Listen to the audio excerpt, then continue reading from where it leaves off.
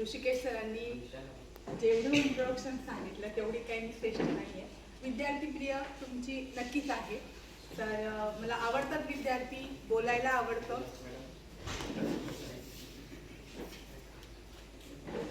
मला विद्यार्थी आवडतात, विद्यार्थ्यांशी बोलायला आवडतं. तुमचे मन मला समजू शकतं, त्याच्यामुळे मी मागवून लेक्चर घेते, गेस्ट लेक्चर. तर आजचा जो आपला विषय आहे प्राणायाम, त्याच्याबद्दल बोलण्याच्या अगोदर आपण आपल्या ह्या सत्राची सुरुवात ओंकाराने करूया. तर थोडंसं प्लीज तुम्ही थोडं अंतर वाढवायचं म्हटलं. खूप कॉम्पॅक्ट होऊन बसले, खूप मोठं हॉल आहे तुमचं, थोडं अंतर वाढवा.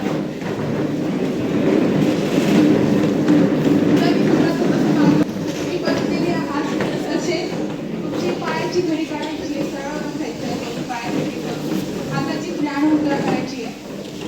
तुम्हाला सर्वांना ज्ञान मुद्रा करता येते का? ज्ञान मुद्रा अशी असते, दोन्ही हाताची ज्ञान मुद्रा करायची. पाठीचा कणा ताठ, ठीक आहे. डोळे अलगद बंद करायचे. एक दीर्घ श्वास घ्या, एक दीर्घ श्वास सोडा. मनातली धावपळता चंचलता ह्या श्वासासोबत बाहेर. पुन्हा एक दीर्घ श्वास घ्या आणि श्वास सोडताना ओंकार.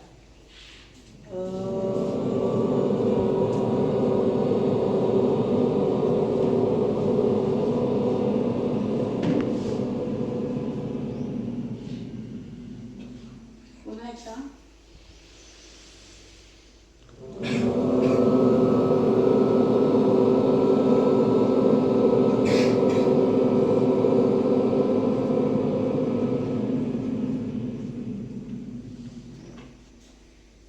पुन्हा एकदा.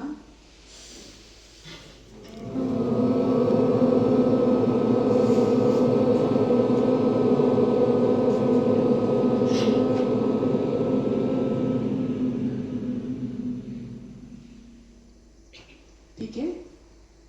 हाताचा घर्षण करून डोळे उघडून घ्यायचे.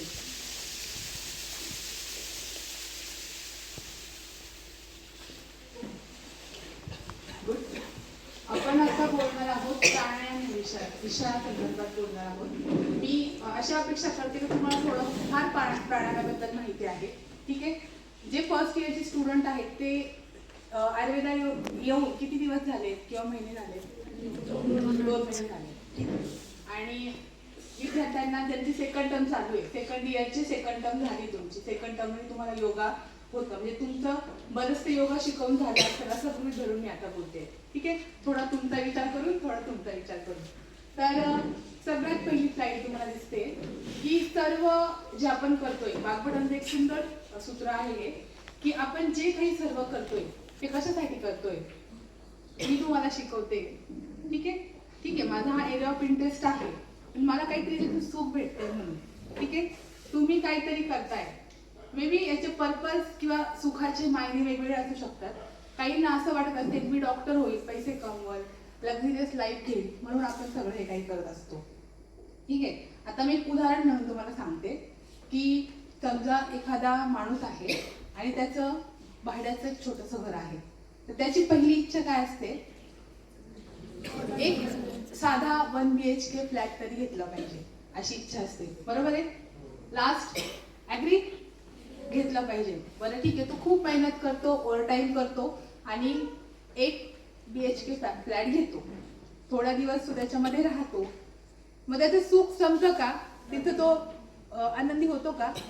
थोड्या दिवसांनी, 10 वर्षांनी त्याला असं वाटतं आता हे माझ्या बायका पोरांसाठी हे घर कमी पडतंय, मला 2 BHK पाहिजे. ठीक आहे. 2 BHK घेतल्यानंतरही ती इच्छा संपते का? मग असं का होतं? वाग्भट सांगतात का आपल्या सगळ्या ह्या प्रवृत्ती आहेत, आपल्या सगळ्या ज्या हालचाली आहेत, हे सुख मिळवण्यासाठी आहेत. तर मग हे सुख नाही प्राप्त झालं का त्याच्यामधनं? जेव्हा काहीतरी भेटतं, बिईंग अ विद्यार्थी तशा लेवलमध्ये तुम्हाला सांगते, जेव्हा आपल्याला काहीतरी भेटतं तेव्हा आपल्याला सुख भेटतंच, पण ते टिकतं का? म्हणजे ते शाश्वत सुख आहे का? नाहीये. मग हे आपल्या अज्ञानामुळे आपल्याला कळत नाही की शाश्वत सुख काय आहे. शाश्वत सुख एकच आहे, सच्चित आनंद. आणि तिथपर्यंत पोहोचायचा मार्ग म्हणजे अध्यात्म आहे. ठीक आहे. तर ह्या अध्यात्माची काळ धरायची आहे, म्हणून मी इथे तुम्हाला हे तुमच्या फर्स्ट इयर आणि सेकंड इयर मध्ये समजावं म्हणून. ठीक आहे. तर हेच आहे की सर्व आपलं जे अज्ञान असतं की आपल्याला असं वाटतं मी आता थोडं लोकांना काही राजसिक लोकांना असं वाटतं मला कीर्ती फेम भेटला तर मी सुखी आहे. तामसिक लोकांना फिरायमध्ये झोपायमध्ये आनंद वाटतो. ठीक आहे, मायने वेगळे असतात पण त्यांना हे माहित नसतं त्यांच्या अज्ञानामुळं की हे सुख हे परमनंट सुख नाहीये. ठीक आहे, तर परमनंट सुख म्हणजे सच्चिदानंद आणि ते तिथपर्यंत पोहोचायचा मार्ग म्हणजे अध्यात्म. ठीक आहे, ही फर्स्ट स्लाइड काढली का तुम्हाला. त्याच्यानंतर आता योग आणि आयुर्वेद ह्या एकाच नाण्याच्या दोन बाजू आहेत. याच्याशी तुम्ही ऍग्री आहात का? Second इयरची student. येस, योग आणि आयुर्वेद या एकाच नाण्याच्या बाजू आहेत पण हे दोघांपासून वेगवेगळे बघ का. आयुर्वेद मध्ये योगशास्त्राचा चरकांनी उल्लेख केलेला आहे पण पूर्ण योगशास्त्र हे आयुर्वेदात सांगितलेलं नाही. योगशास्त्रांचे वेगळे ऋषी आहेत, वेगळे महर्षी आहेत, त्याची पूर्ण हिस्ट्री परंपरा सगळं वेगळं आहे आणि ते मी तुम्हाला आता सांगणार आहे.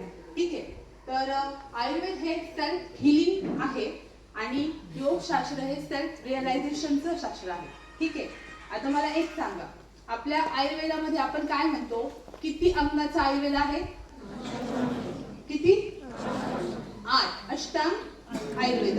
आणि योगाचे किती अंग आहेत? सेकंड इयर अष्टांग योग. ठीक आहे, इथे सिमिलरिटी आहे. महर्षी पतंजलींनी योग हा 8 अंगाचा सांगितलेला आहे. किती अंगाचा? 8 अंगाचा. योग, नियम, आसन, प्राणायाम, प्रत्याहार, धारणा, ध्यान आणि समाधी. ठीक आहे, इथपर्यंत संपलंय का? नाही. घेरंड मुनींनी योग हा किती अंगाचा सांगितलेला आहे? सप्तांग योगा सांगितलेला आहे. घेरंड मुनींनी सप्तांग योगा सांगितला आहे. त्याच्यानंतर हठयोग प्रतिपीमध्ये योगाचे 4 अंग सांगितलेले आहेत. हे झालं योगाबद्दल. आपला आयुर्वेद आहे तो अष्टांगाचा आहे. काय, बालग्रह, उद्भांग, जलारुषण. ठीक आहे, तर हे 8 अंग आहेत. दोन्ही शास्त्र हा मनाचा विचार करतो, शरीर आणि मनाचा विचार करतो. आपली फेमस तुमची फर्स्ट इयरला थोड्या दिवसांनी कदाचित पाठ होईल डेफिनेशन. समदोष हा समधातु मलिंद्रिया आत्म इंद्रिय मन. मन म्हणजे आयुर्वेद शरीर आणि मनाचा विचार करतं. सेम योगशास्त्र शरीर आणि मनाचा विचार करतं. ठीक आहे, ह्या गोष्टी कळल्या तुम्हाला. आता आयुर्वेदाच्या पण 2 परंपरा आहेत. कुठल्या परंपरा आहेत सांगा बरं? नाही, शल्यप्रधान आणि चिकित्सा प्रधान. सुश्रुतवाले जे आहेत ते शल्यप्रधान आहेत आणि चरक काय चिकित्सा प्रधान ग्रंथ. ठीक आहे, तसंच योगाच्या पण 2 परंपरा आहेत. सांगू शकतो कोणी? योगाच्या 2 परंपरा कुठल्या आहेत त्या? एक वैष्णव परंपरा. लक्ष द्या, मी नंतर प्रश्न विचारणार सेकंड इयरला. एक आहे वैष्णव परंपरा आणि एक आहे नाथ परंपरा. ठीक आहे, वैष्णव परंपरा म्हणजे कुठली परंपरा? ज्याचे आधी प्रवक्ता आहे विष्णू आहे, म्हणजे विष्णूंपासून जो योगशास्त्र आलेला आहे ती वैष्णव परंपरा. आणि रुद्र ज्याचे प्रवर्तक आहे ती नाथ परंपरा. आपल्याला कानिफनाथ, गहिनीनाथ हे नाथ माहितीत ना. कनफटी योगी पण म्हणतात, त्यांच्या कानामध्ये एक बाळी टाकलेली असते.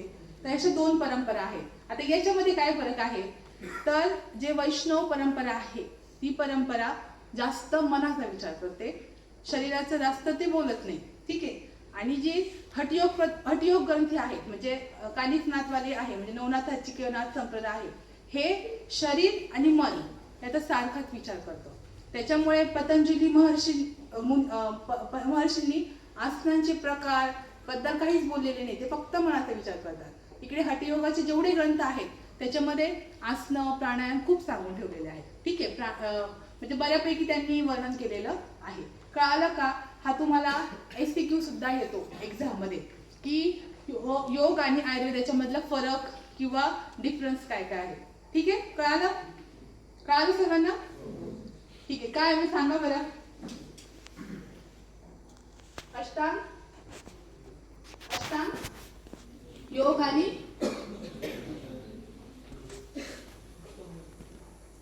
अष्टांग आयुर्वेद सुद्धा आहे. ठीक आहे, त्याच्यानंतर आता बेसिक आपल्या विषयाकडे येऊ आपण. प्राण. आता सगळ्यात मोठा प्रश्न तुमच्यासाठी. 2 प्रश्नावर तुम्ही विचार करून ठेवा. तर एक म्हणजे प्राण म्हणजे O2 का, म्हणजे ऑक्सिजन तो का, आणि दुसरा म्हणजे जेव्हा आपण प्राणायाम करतो तेव्हा आपलं शरीर फुल्ल पोटू होतो का, तो नंतर आपण ते बघू फिजिओलॉजी मध्ये. आता पहिला प्रश्न घेऊया. प्राण म्हणजे O2 का, ऑक्सिजन का? तुम्हाला काय वाटतं? The lecture should be interactive, तुम्ही जास्त गेन करा. काय वाटतं तुम्हाला? प्राण म्हणजे O2 का, प्राण वेगळा काहीतरी का? काय वाटतं बेटा तुला? O2 घेणे आणि CO2 देणे हे म्हणजे प्राण नाही. कळत नाहीये काय, विचार नाही केला कधी. तर हा शारंगधरामधला श्लोक आहे. त्या श्लोकाचा तुम्हाला मराठी अर्थ सांगते मी, की नाभीच्या ठिकाणी जो वायू असतो तो कंठाला, हृदयाला आणि कंठाला स्पर्श करून बाहेर जातो आणि बाहेरचा अंबर पियुष घेऊन शरीरात येतो आणि तो अखिल देह म्हणजे पूर्ण शरीर आणि जठर अग्नीचं काय करतो? प्रीणन करतो. म्हणजे जो बाहेर जाणारा आहे तो काहीतरी वेगळा आहे आणि बाहेरचं अंबर पियुष is equal to what? O2, oxygen. Yes, हे लक्षात ठेवायचं, फक्त लक्षात ठेवायचं. ठीक आहे. तर आता मग प्राण म्हणजे काय? आता प्राण म्हणजे काय याला अख्खं 3-4 घंटे लागून जाते तुम्हाला सांगायचं ठरलं तर. पण मी एवढंच सांगते तुम्हाला की आपल्याकडे दर्शन आहे. ठीक आहे, किती दर्शन आहे आपल्याकडे? 6. आस्तिक आणि नास्तिक 3. प्रत्येक दर्शनाने आपल्या सृष्टी उत्पत्तीचे सिद्धांत सांगितलेले आहेत. कोणी शिवशक्ती सिद्धांत सांगितलाय, कोणी सांख्यपुरुष सिद्धांत सांगितलाय. माहिती ना फर्स्ट इयर मध्ये हे तुम्हाला, किंवा माहिती होईल आता. ठीक आहे. तर जरी हे सिद्धांत सांगितलेले आहेत तरी ह्या सगळ्या गोष्टींच्या अगोदर तिथे एक शक्ती होती. तिची पहिली अभिव्यक्ती म्हणजे प्राण. म्हणजे बघा, एक काहीतरी तत्व होतं, ते तत्व ऑमनिसंट होतं, सर्वत्र प्रेझेंट होतं, ऑमनिसेंट होतं, म्हणजे त्याला सर्व काही कळत होतं. त्या तत्वाची फर्स्ट अभिव्यक्ती म्हणजे प्राण आहे. आणि त्या प्राणाची आपल्या शरीरातली अभिव्यक्ती म्हणजे 5 आपण प्राण घेऊ शकतो. तुम्हाला वाताचे प्रकार आहेत 5: समान, व्यान, उदान, अपान. आणि इकडे पंचप्राण पण आहेत, आयुर्वेद योगशास्त्रामध्ये सांगितले. त्या बाह्य प्राणाची शरीरातली अभिव्यक्ती म्हणजे हे 5 पंचप्राण आणि 5 उपप्राण. ठीक आहे. आतासाठी एवढंच लक्षात ठेवा. प्राण म्हणजे काहीतरी एक तत्व होतं, ते अवर्णनीय, निर्वाचन, म्हणजे त्याचं काही आपण वर्णन करू शकत नाही. त्या तत्वाची पहिली अभिव्यक्ती म्हणजे प्राण आहे. आणि आपल्या शरीरात त्याचा काय संबंध आहे? तर त्या प्राणाची आपल्या शरीरातली अभिव्यक्ती म्हणजे पंचप्राण आणि 5 उपप्राण आहे. ठीक आहे. प्राणायाम शिकायचे म्हणून तुम्हाला जस्ट मी रेफरन्स सांगितला आहे. हे लक्षात आलं का? आलं का लक्षात? त्याच्यानंतर आता खूप सुंदर एक कन्सेप्ट आलेला आहे, पंचकोश थेरी. म्हणजे पंचकोश सांगितलेले आहेत. त्याच्यामध्ये हा प्राणमय कोश आहे, म्हणजे दुसरा कोश आहे. आपल्याला कोशाबद्दल नाही बोलायचं, कोश हा एकदम सेपरेट विषय आहे. फक्त प्राणमय कोश आणि प्राण याचा काय संबंध आहे? तर प्राण जो आहे हा प्राणमय कोशामधून वाहत असतो आणि प्राणमय कोश जो आहे तो नाड्या आणि कसला बनलेला आहे? चक्रांचा बनलेला आहे. मग नाड्यांचं बरंच वर्णन आहे, चक्रांचं बरंच वर्णन आहे. थोडक्यात सांगते मी तुम्हाला. जर आपले जे कोश आहेत, म्हणजे आपले कोश ते 5 कोश आहेत, त्याचा दुसरा कोश जो आहे तो प्राणमय कोश आहे. आणि नाड्या ज्या आहेत त्याचं नाड्यांचं शिवसंहितेमध्ये त्या 3,50,000 नाड्या सांगितलेल्या आहेत. आणि घेरंड संहितेमध्ये त्याच्या 75,000 नाड्यांचं वर्णन केलेलं आहे. आणि इकडे चक्र सांगितलेले आहेत, तर ते 6 चक्र सांगितलेले आहेत. आणि त्याचं तुम्हाला परीक्षेमध्ये SAQ पण येतो सेकंड इयरला, कुठले कुठले चक्र आहेत त्याचे फक्त नावं सांगते आणि हा विषय सोडून देते, कारण की आपल्याला पुढे प्राणायाम बघायचे. ठीक आहे. तर त्याच्यामध्ये पहिलं जे आहे ते मूलाधार चक्र, स्वाधिष्ठान चक्र, मणिपूर चक्र, अनाहत चक्र, विशुद्धी चक्र आणि आज्ञाचक्र, हे 6 चक्र सांगितलेले आहेत. ठीक आहे. आता चक्रांचा आणि प्राणायामाचा काय संबंध? तर प्राणायाम म्हणजे आपली प्राणिक एनर्जी असते, त्याचा जो साठा असतो तो साठाच आपण वाढवत असतो. आणि हा साठा जो आहे तो ह्या चक्रांमध्ये स्टोअर करत असतो. ठीक आहे. हे थोडंसं तुम्हाला थेरॉटिकल वाटेल, पण हे असंच असतं. तर आता आपण ते पुढचं बघूया की कसं आहे ते.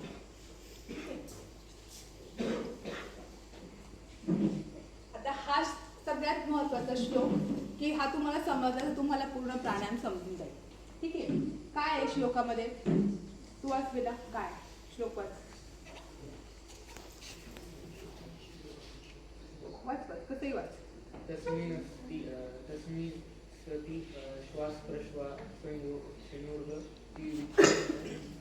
प्राणायाम जाऊ दे. तस्मिन् सति श्वास प्रश्वास योर गती विच्छेद प्राणायाम. याचा अर्थ असा आहे, तस्मिन् सति.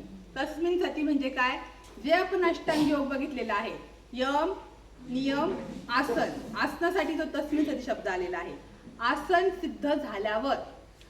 सिद्ध झाल्यावर तुम्ही प्राणायाम करायचा आहे, म्हणून तो काय शब्द आहे, तस्मिन् सति. श्वास म्हणजे घेणं आणि प्रश्वास म्हणजे सोडणं. श्वास प्रश्वास योर गती विच्छेद, ह्या गतीचा विच्छेद करणं म्हणजे काय आहे, प्राणायाम. आता एक प्रश्न तुमच्यासाठी. मी तुमच्याशी बोलते, ठीक आहे, तर माझ्या गतीचा विच्छेद होतोय का? मी फास्ट बोलते तर मग हा प्राणायाम आहे का? किंवा मी कधी गाणं गाते, ताना वगैरे घेते, तेव्हा पण माझ्या गतीचा विच्छेद होतो. किंवा मला खूप राग आलाय, फास्ट श्वास घेते, तरी गतीचा विच्छेद होतो. मग तो म्हणजे प्राणायाम आहे का? नाहीये. का बरं नाहीये? आसन नाही केलं. Very good. पहिल्यांदा मला असं कधी उत्तर भेटले स्टुडंटकडनं. राईट, आसन नाही केलं. आणि दुसरं, ह्या पूर्ण श्लोकामध्ये हा शब्द आलेला आहे, कुठला? दीर्घ सूक्ष्म. दीर्घ सूक्ष्म ह्या शब्दामुळे ते प्राणायाम नाहीये, कारण की दीर्घ सूक्ष्म ह्या शब्दामध्ये हे 4 कॅरेक्टरिस्टिक आहेत. कुठले? दीर्घ सूक्ष्म म्हणजे जो आपण विच्छेद करणार आहे, इनहेल आणि एक्झेल करणार आहोत, ते कसं पाहिजे? स्लो पाहिजे. फास्ट अपेक्षित नाही. त्याच्यानंतर रिदमिक माहीत पाहिजे. आता रिदमिक म्हणजे काय? What is rhythmic? काय श्वास घेणं सोडणं कसं रिदमिक करू शकतो? तर याच्यासाठी एक सांगते तुम्हाला. जेव्हा मी तुम्हाला म्हटले 4 सेकंद श्वास घ्या, तुम्ही काय कराल? 75% पहिल्या सेकंदामध्ये एअर आत घ्याल आणि बाकीच्या याच्यामध्ये 15% आणि नंतर 10% अशी एअर आत घ्याल. रिदमिक म्हणजे काय? 25-25-25-25 म्हणजे 4 भागांमध्ये जेव्हा तुम्ही O2 आत घेताय, दॅट इज रिदमिक. ठीक आहे, आलं का लक्षात? ओके. त्याच्यानंतर आहे फुल कॅपॅसिटी. साधारणतः आपला लंग्स, आपले फुफ्फुस जर असे उघडे करून ठेवले, ठीक आहे, तर आपला टेनिसचा कोर्ट जेवढा असतो तेवढा आपला फुफ्फुसाचा विस्तार आहे. ओके. एवढा आपण वापरतो का? नाही वापरत. तर तो आपल्याला फुल कॅपॅसिटीने श्वास घ्यायचा आहे. आता हे का बरं होत नाही ते पण तुम्हाला सांगते. चौथा पॉइंट आहे अवेअरनेस. आपलं जे रेस्पिरेशन होतं ते व्हॉलंटरी आहे का इनव्हॉलंटरी आहे?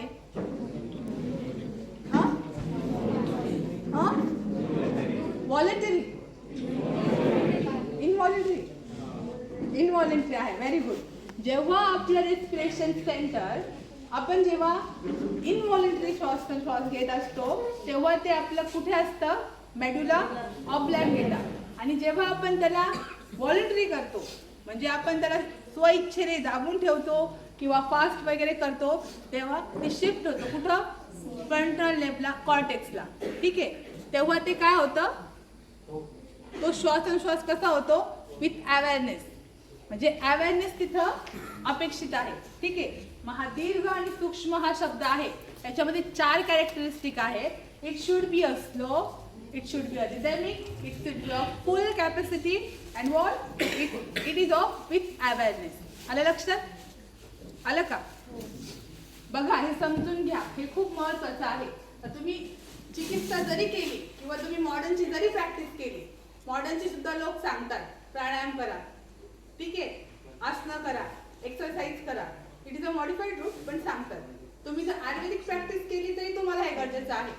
आणि प्राणायाम तर इतकं जेवढं मी तुम्हाला समजून सांगते, गॅरंटीड मी एवढं कोणी तुम्हाला सांगणार नाही. ठीक आहे? ठीक आहे.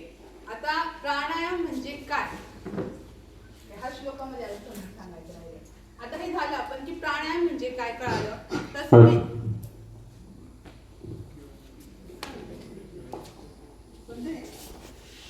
माझा आवाज होता का तिकडे? अच्छा, ओके, ठीक आहे. तर आपण पहिल्याच याच्यामध्ये बघितलं की तस्मिन् सति श्वास प्रश्वास योर गती विच्छेद प्राणायाम. ही काय झाली, डेफिनेशन झाली. ठीक आहे. आता इथे त्यांचे प्रकार सांगितलेले आहेत. बाह्य, अभ्यंतर, स्तंभवृत्ती हे 3 प्रकार आहेत. बाह्यवृत्ती, अभ्यंतरवृत्ती आणि स्तंभवृत्ती. ठीक आहे. त्याच्यानंतर त्या श्लोकाचा शब्द आहे देश, काल, संख्या. म्हणजे एक देश, दुसरं काल आणि तिसरं संख्या, भी परिदृष्ट. म्हणजे त्याचं मेजरमेंट झालं प्राणायामाचं. कसं ते सांगते, कन्फ्युजन घेऊ नका. त्याच्यानंतर काय सांगितलं, बाह्य, अभ्यंतर, विषयाक्षेपी, चतुर्थ. प्राणायामाचे 4 प्रकार सांगितले. पहिलं बाह्यवृत्ती, अभ्यंतरवृत्ती, स्तंभवृत्ती आणि विषयाक्षेपी, चतुर्थ. कळालं? आणि दीर्घ, सूक्ष्म त्याचं कॅरेक्टरिस्टिक आहे, जे मी तुम्हाला आता एक्सप्लेन केलं. ओके. त्याच्यानंतर आहे की कसं मोजायचं प्राणायाम, देश, काल आणि संख्या. हे काय, देश, काल, संख्याने कसं मोजायचं प्राणायाम. देश म्हणजे तुम्ही आता श्वासोच्छ्वास करताय, कुठपर्यंत तुमच्या श्वासाची लेवल जातीये तो तुमचा प्राणायामाचा देश आहे. संख्या किती काउंटिंग तुम्ही प्राणायाम करताय आणि काल किती वेळापर्यंत करताय. आता देश आणि काल हे इनव्हर्सली प्रोपोर्शनल असतात. इनव्हर्सली प्रोपोर्शनल असतात. बघा कसं, तुम्हाला जर मी सांगितलं श्वास फास्ट घ्या किंवा फास्ट सोडा आणि इथे जर मी हात ठेवला आणि मी फास्ट सोडला, जेवढा फास्ट मी सोडाल तेवढा खाली तो श्वास मला लागेल. तुम्ही करून बघा एकदा. जेवढा फास्ट सोडतात सगळ्यांनी करायचे. This is a workshop. Workshop means you have to do some practical over here. Okay? चला करा. असा हात ठेवा आणि हळूहळू सोडा एकदम. तुम्हाला लागतो का तो श्वासाचा गरमपणा येतो का. जेवढा पटकन सोडाल तर तो खालपर्यंत येतो. म्हणजे हे दोघांचे कसे आहे, इनव्हर्सली प्रोपोर्शनल आहे. ठीक आहे. कळालं. हा पूर्ण श्लोक तुम्हाला कळाला. Don't make noise. Otherwise, I will going to stop the lecture.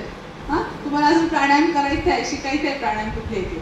ठीक आहे. त्याच्यानंतर कळालं, आता सूत्र कळालं.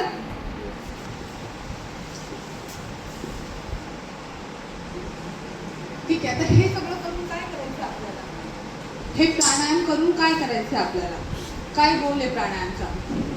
ठीक आहे. आता मी जवळपास 10 years पासून शिकवते. तर सगळे मुलं वगैरे येऊन सांगतात, मुली वगैरे सांगतात आम्ही अभ्यासाला बसलं की अभ्यास मनच लागत नाही अभ्यासावर, किंवा अभ्यासाला बसलं की झोप येते. ठीक आहे. त्याचं इथं आहे थोडंसं उल्लेख की आपलं जे मन असतं हे माकडासारखं असतं. मन जे आहे ते माकडासारखं आहे. म्हणजे काय की आपण जितकं त्याला ताब्यात घ्यायचा प्रयत्न करू तितकं ताब्यात ते होत नाही. पण ह्या मनाला कोणतरी कंट्रोल करू शकतं का, तर हे मन प्राणावर अवलंबून असतं. असं मी नाही सांगत, असं हठयोगमध्ये सांगितलेलं आहे. अतिशय सुंदर श्लोक आहे. चले वातम चले चित्तम निश्चले निश्चलम भवे. म्हणजे काय की तुमचं प्राण जर चालला तर तुमचं मन पण चालतं, आणि प्राणचं तुम्ही कंट्रोलमध्ये आणला तर तुमचं मन पण कंट्रोलमध्ये येतं. मग एकदम सोपी ट्रिक आहे ना, मनाला कंट्रोलमध्ये आणायचंय तर प्राणायाम करा. हाच त्याचा फायदा आहे. आणि जर मन कंट्रोलमध्ये आलं, दुसरं आहे ते धारणा सूच योग्यता मनसह. आता एखादं गढूळ पाणी आहे, बादलीमध्ये गढूळ पाणी आहे, त्याच्यात वेव्स पण आहे आणि खाली एखादा मी हिरा टाकलेला आहे. तो हिरा तुम्हाला दिसेल का, दिसेल का, नाही दिसणार. जेव्हा मी त्याच्यातल्या इम्प्युरिटीज काढून घेईल आणि त्याच्यातल्या वेव्ह ज्या आहेत त्या शांत होतील तेव्हा तुम्हाला तो हिरा दिसेल. ठीक आहे. तर तुमच्यामधला हिरा तुम्हाला जाणून घ्यायचा असेल यू शुड डू प्राणायाम. हे सांगतात महर्षी पतंजली. ततक्षीयते प्रकाशावरण. म्हणजे प्रकाशावरचं जे आवरण आहे ते दूर करतं आणि कॉन्सन्ट्रेट